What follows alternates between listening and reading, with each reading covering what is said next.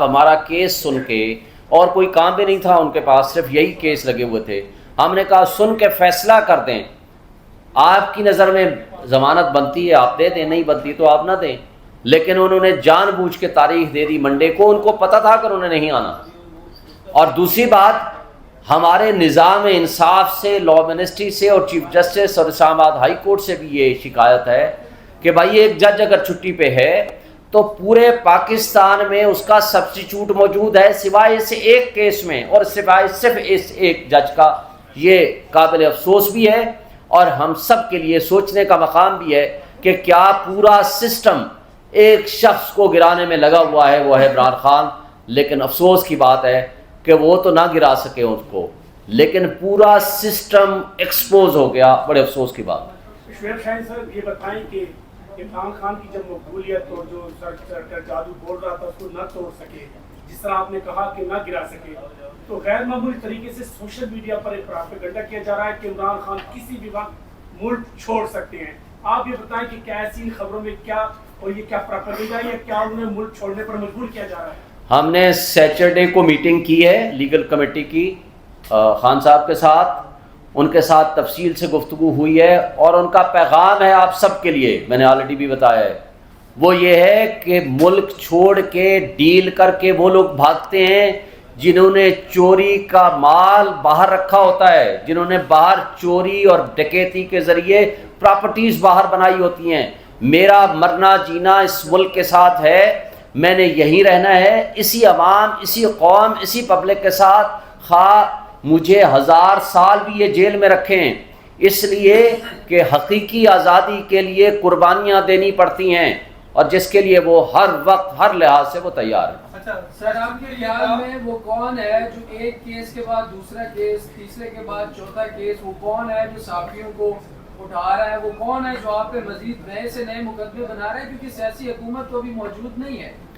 سیاسی فاشسٹ حکومت P D M کی جو کچھ وہ کر کے گئے ہیں، 180 سے زائد مقدمات، اور جب وہ کچھ اور مقابلہ نہیں کر سکتے تھے سیاسی میدان میں تو انہی کی ایکسٹینشن یہ کیئر ٹیکر سیٹ اپ بیٹھے ہوئے ہیں، لیکن سپورٹڈ بائی اسٹیبلشمنٹ، ہمارے ملک کی اسٹیبلشمنٹ ان فاشسٹ طرز حکومت جو پچھلی تھی یا موجودہ ہے ان کی بیک پہ ہے، اور اسی وجہ سے یہ ہر غیر آئینی اور غیر قانونی کام کر رہے ہیں، اور ان کو کسی کا نہ قانون کا نہ انصاف کا ڈر ہے۔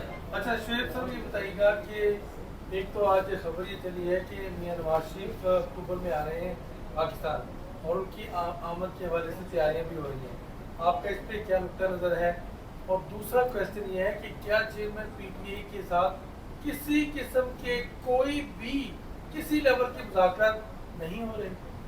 پہلی بات تو یہ ہے کہ وہ اللہ کرے وہ کوئی تاریخ آ جائے، وہ تو 4 ہفتے کی ڈیٹ لے کر گیا تھا نواز شریف، وہ کنوکٹڈ بھی ہے، بھگوڑا بھی ہے، بھائی وہ کیوں نہیں آتا؟ 4 سال سے نہ کسی عدالت نے پوچھا، نہ کسی لا انفورسمنٹ ایجنسیز نے پوچھا، اس کے گارنٹیئر شہباز شریف صاحب تھے، 1100 ارب روپے کے مقدمات اپنے ختم کرا لیے، نیب لا تبدیل کر لیا، ایف آئی اے سے کیسز ختم کرا لیے، پراسیکیوٹرز تبدیل کر لیے، تفتیشی تبدیل کر لیے، گواہوں کو یا مار دیا یا بٹھا دیا گیا۔ تو اس کے بعد مجھے بتائیں آج بھی اگر وہ نہیں آتا، وہ پوری دنیا میں صحت مند ہے، اس کی صحت خراب ہوتی ہے پاکستان میں آنے سے۔ کیوں؟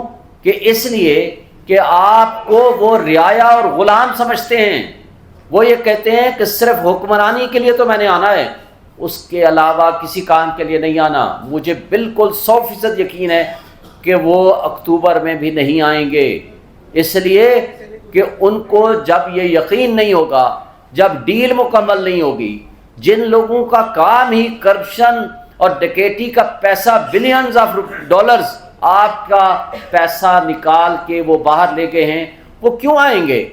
وہ کیا آپ کے ساتھ مرنا جینا اٹھنا بیٹھنا آپ کے ساتھ ہے، اس ملک کے ساتھ ہے؟ ہاں، عمران خان صاحب نے کہا مجھے بھی ای سی ایل میں ڈالیں میرا نام۔ یہ 100 کارڈ جو اپنے آپ کو حکمران بنے پھرتے تھے، 87 وزیر و مشیر تھے پچھلی حکومت میں، یہ سارے پی ڈی ایم کی 13 جماعتوں کے مل کے، جس میں 45 کے پاس کوئی محکمہ نہیں تھا، ان سب کو ای سی ایل میں ڈالیں۔ جو یہاں سیاست کرے اس کا दाखिला बंद होना चाहिए कि वो मुल्क से बाहर भाग जाए, वो इलाज कराए, पाकिस्तान में कराए, उसके बच्चे यहाँ तालीम हासिल करें, वो यहाँ रहे और सबके साथ एक तरह का सलूक होना चाहिए। अच्छा सर, ये टेक्निकल इस मामला नवाज शरीफ की वापसी के तनाज़ुर में वो कह रहे हैं लाहौर उतरेंगे या इस्लामाबाद, तो उनकी वापसी पर क्या उन्हें अदालत जाना पड़ेगा या फिर वो दोबारा, क्योंकि वो तो जेल से गए थे। मेरे भाई उसने आना ही नहीं है, उतरने और ना उतरने का तो क्वेश्चन नहीं है, अगर वो आएगा वो जेल में जाएगा।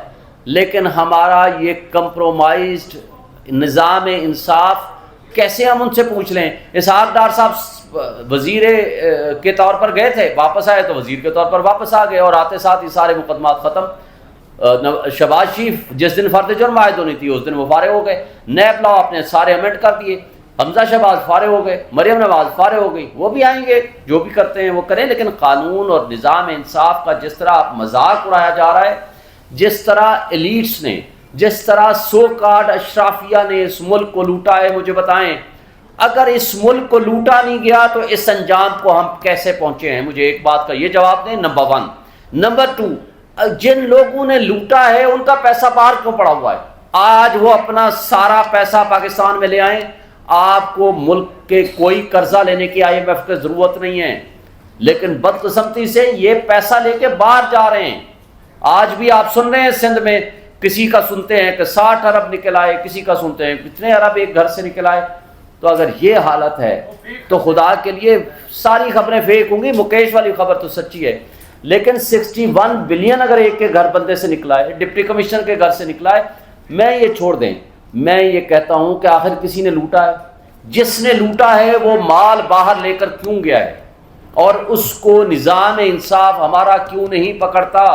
वो किधर गए हैं हमारी लॉ इन्फोर्समेंट एजेंसीज?